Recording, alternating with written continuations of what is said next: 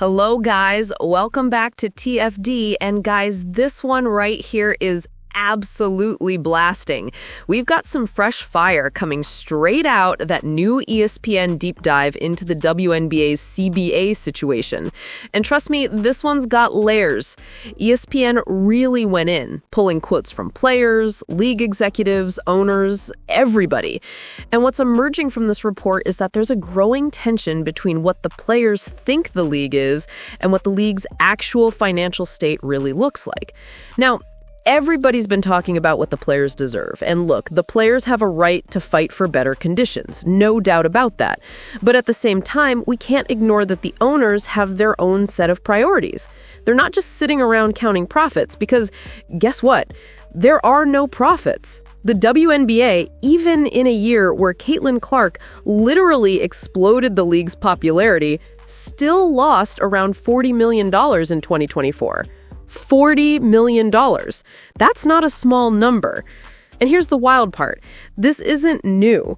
The WNBA has never, ever in its entire history turned a profit. That's over 2.5 decades of financial loss. So when you really think about it, the players are asking for major upgrades, higher salaries, better charter travel, expanded rosters, and more marketing control, all from a business that hasn't made a dime in 27 years. That's where the CBA conversation gets real tricky. One of the more interesting points brought up in the article came from an anonymous team owner. The owner said something along the lines of, the players might be overestimating how strong the league really is. And that's a big statement because, yes, the visibility has never been higher. Ratings are climbing, attendance has improved, social media buzz is off the charts, but those numbers don't always translate to financial stability. It's one thing to have momentum. It's another thing to be profitable. And I was actually talking with another content creator about this. He made a point that stuck with me. He said, the owners might actually be the ones who deserve a little something back. Think about it. Who else would keep a business open for nearly 3 decades without profit? That's real. They've been carrying the losses just to keep the lights on, to keep opportunities alive for women's basketball. So maybe, just maybe, before we rush to criticize the owners, there's another side of this story. Maybe there should be a few extra percentage points in that new deal going toward the people who've been bankrolling this operation from day one. Because the truth is, without those owners, there wouldn't even be a league for players to negotiate over. But that's the real tension right now, the business versus the passion. The players are pushing for progress, the owners are pushing for survival. And when those two forces collide in a league that's still in the red, the negotiations get messy. So yeah, this one's gonna get heated. The next few months could shape the entire future of the WNBA. Drop your thoughts below. Do you think the players are asking for too much, or do the owners owe them more after all these years? Let's talk about it. The disagreements and turmoil on the WNBA all seem to wind their way back to one thing, the collective bargaining agreement negotiations. The last CBA was agreed upon in January of 2020, when Kathy Engelbert had been on the job for about 7 months. At that time, one of the country's biggest rising stars, Indiana Fever's Caitlin Clark, was still a high school senior in Iowa. No one could have predicted how much of an impact she would eventually have on the league's finances and overall growth. If you listen to Christine Brennan, she says the league still didn't fully realize Clark's influence even after she showed up. Now, nearly 6 years later, the league and the players' union must agree on a new CBA for the 2026 season to take effect. The current agreement expires on October 31st, but that deadline isn't set in stone. Back in 2020, both parties agreed to a 60-day extension, and that's expected to happen again. I don't think it's going to get done by Halloween, one WNBA source said. But in the end, a work stoppage benefits nobody. It'll kill this league. It'll kill all the momentum they've built. And honestly, that momentum hasn't exactly stayed strong. The moment Caitlin Clark was announced out for the rest of the season, the momentum stopped cold. Oh, but the ratings? You mean the ones that are supposedly up? The same ratings that are being inflated by a new tracking methodology. I'd love to see the numbers based on how ratings have traditionally been measured. I'm willing to bet they were actually down, even with those new souped-up stats thrown in. Still, a work stoppage benefits no one. Usually, when things get close to crunch time, both sides start moving a little closer together and eventually reach a reasonable deal. Las Vegas guard Chelsea Gray told ESPN that negotiations are, quote, not where we thought and wanted to be at this point. She added, it's about market share, salary, player safety, it's everything.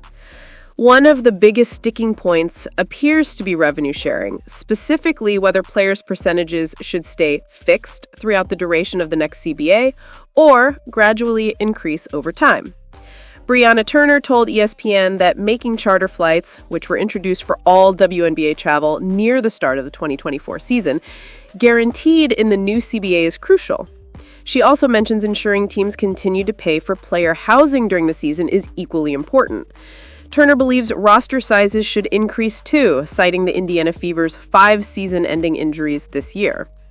One league source told ESPN that WNBA owners affiliated with NBA teams may have different priorities compared to independent owners during negotiations. Quote, some teams view it at an enterprise level, focusing on the long-term appreciation and growth of the league. Others think of it in terms of cash flow. If I have this expense, what does it mean for my bottom line? Another insider added, it often comes down to how people view their business, as an investment versus a daily-to-day operation.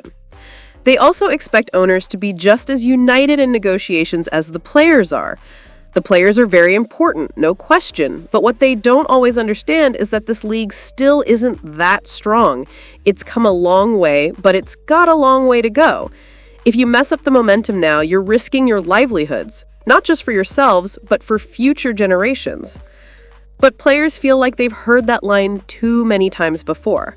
Quote, there's no growth without the players. So why wouldn't we get a deal done that the players are happy with? And that's true, to a point. But from a business owner's perspective, you also have to make sure the numbers make sense.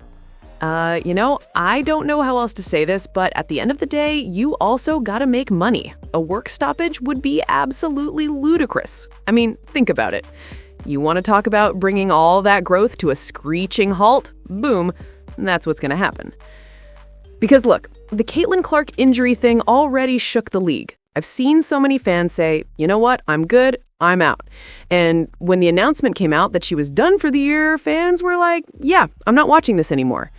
Some of them didn't even tune into Fever games, and I've seen others who were like, man, I gave this league a shot, I really did, but I'm done for good.